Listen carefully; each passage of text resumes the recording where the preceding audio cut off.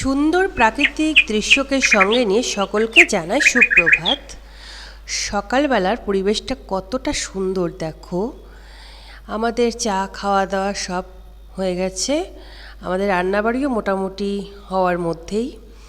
আমি আজ রান্না করেছি কাঁকরোল ভাজা, আর এটা একটা চচ্চড়ি করেছি ডাঁটা দিয়ে, আর ছেলের ঝোল আলাদা করে করতে হয়। আর মেয়েকে এখন ভাত দিয়ে দিচ্ছি, ও এখন ভাত খাবে, ওর টিচার আসবে এখন, তাই ওকে একটু সকালবেলা একটু ভাত দিয়ে দিলাম আমি। আজ সকালে মাছ ভাজা কিছু নেই, তো মেয়ে বলছে কিচ্ছু মাছ ভাজাটা কিচ্ছু নেই, আচ্ছা এটা দিয়ে খেয়ে নাও, দুপুরে খাবে মাছ। এবার দুপুরে রান্না করছি চিংড়ি মাছ। তো চিংড়ি মাছ আমি আর আমার মেয়েকেও খাই না, আমাদের অ্যালার্জি আছে জন্য। তো চিংড়ি মাছটা দাদার জন্যই করা হচ্ছে, আমাদের মাগুর মাছের ঝোল আছে, ওটা দিয়ে আমাদের হয়ে যাবে দুপুরটা। তারপরে দেখো আমাদের, তোমার দাদাকে বলেছিলাম একটু আম নিয়ে আসবে বেশি করে, কয়েকদিন ধরে আম খেতে খুব ইচ্ছা করছে। আম থাকে ঘরে, কিন্তু এই 2-3 দিন ধরে ছিল না। তো একবারে আমি বলছিলাম যে যখনই আনবে তো বেশ করেই নিয়ে আসবে। তো যাই হোক অনেকটা আমই নিয়ে আসছে, আর সঙ্গে হচ্ছে ছেলে মেয়ের জন্য মৌসুমি এনেছে। তো মৌসুমি লেবু আমি একটাও পারলে মুখে দিই না, অতীব জঘন্য লাগে আমার কেন যে। এই যে মৌসুমিটা দেখতে এতটা সুন্দর, খেতে কতটা যে সুন্দর হবে বলতে পারবো না, কিন্তু রূপটা তো সুন্দর। এবার আমরা বিকেলবেলাতে একটু বাইরে বেরোলাম ঘুরতে। তো বাইরের ওয়েদারটা বেশ সুন্দর ছিল, তাই এই যে আমি, আমার ছেলে, মেয়ে আর তোমাদের দাদা আমরা বেরিয়ে পড়েছি। চারিদিকটা দেখো, এতটা সুন্দর একটা গ্রামের মধ্যে দিয়ে একটা মন্দিরে যাব আমরা, খুব সুন্দর দেখো। এই যে একটা ছোট্ট ব্রিজ গ্রামের মধ্যে দিয়ে, সেখানে আবার ফুচকার দোকান এইসবও বসেছে। তো দাদা আমরা বলছিলাম তাহলে নিশ্চয়ই এখানে আসে কেউ, হাঁটতে হোক বা না হলে যে তো বিক্রি নিশ্চয়ই হয় এখানে, না হলে তো এখানে বসবে না এই ফাঁকা গ্রামের মধ্যে।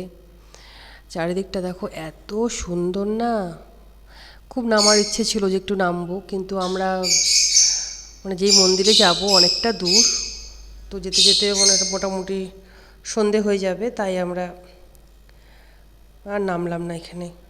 গাড়ি থেকেই সৌন্দর্য উপভোগ করতে করতে আমরা চলছি। খুব সুন্দর, খুব। এগুলো সব ভুট্টার জমি, ভুট্টা নেই, সব উঠিয়ে নিয়েছে, আর প্রচুর পরিমাণে এদিকে ভুট্টার জমি, আর প্রচুর বাড়ির সামনে সামনে বেশ মানে সব ভুট্টা শুকাতে দিয়েছে, সব শুকোচ্ছে, সব কিছু ভালো লাগছিল। এবার আমাদের একটু বিকেলবেলাতে টিফিন করতে ইচ্ছে করলো, তাই বাইরে বেরোলে তো একটু মুখ নাড়তে ইচ্ছা করে। তো দাদাকে বললাম 2টো করে রসগোল্লা খাবো, তাই তোমাদের দাদা আমাদের পরিবেশন করছে। ছেলে তো ঘুমিয়ে গেছে, তা এখন হচ্ছে রসগোল্লা ভালোই লাগে আমার খেতে, রসগোল্লা মিষ্টি মিষ্টি জিনিস। সাথে আবার নিমকি, কাটা নিমকি এনেছিল, ওটা মোটেও আমি পছন্দ করি না অত, কিন্তু দেখলাম যে না মিষ্টিটা দিয়ে বেশ ভালোই লাগছিল খেতে, বেশ খুব মজা করেই খাচ্ছিলাম। তোমরা দেখে নিশ্চয়ই বুঝতে পারছো, বেশ মজা করেই খাচ্ছিলাম। তার মধ্যে বাইরে বেরোলে পর একটু এরকম খেতে আরও বেশি স্বাদটা মানে বেশি হয়ে যায়, বাড়িতে খেলেই ভালো লাগতো না।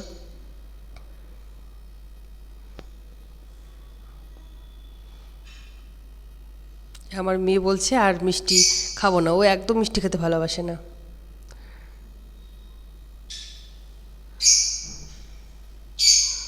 তোমাদের দাদাকে যেন কি বলছিলাম আমি।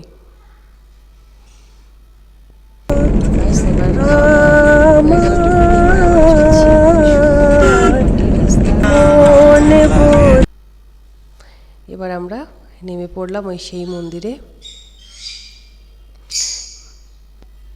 দেখো এতটা সুন্দর, কি সুন্দর গ্রামের মধ্যে একটা মন্দির, খুব পুরনো মন্দির এটা।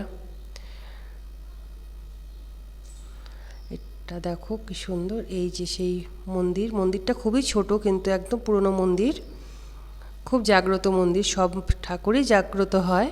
তো ওনারা ওখানে বলছিল যে খুব জাগ্রত মা এটা। তো এটা হচ্ছে ভৈরব কালী মন্দির, আমরা এই প্রথম আসলাম। তো এই মন্দিরে ঢোকার নিয়ম আছে, মানে ঢোকার মায়ের মন্দিরের ভিতরে ঢুকতে একদম নিচু ছোট্ট গেট। আমরা ভিতরে প্রবেশ করতে পারিনি, পুরোহিত ছিল না তো। এতটাই নিচু, আবার সামনে থেকে প্রণাম করতে হবে মাথা নিচু করে, আবার বেরোতে হবে পিছন দিক দিয়ে, মানে মায়ের দিকে পিছনটা দেওয়া যাবে না, সেইভাবে বেরোতে হবে। আমরা সামনে থেকেই প্রণাম করছি। এই যে সেই মায়ের মূর্তিটা আমরা একটু বাইরে থেকে তুলেছি, দেখো তোমরা বুঝতে পারছো কি না।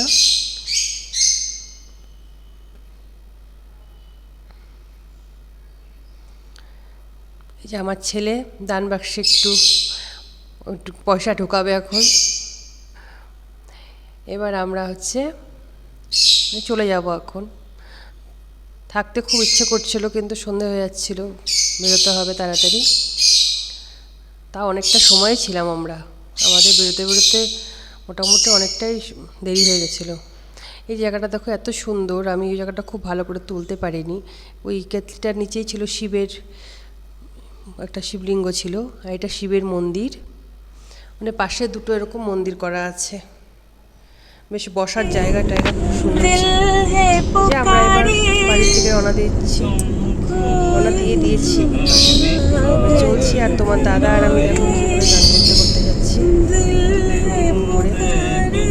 সবাইকে টাটা, ভালো থাকবে, সুস্থ থাকবে অবশ্যই আমাদের।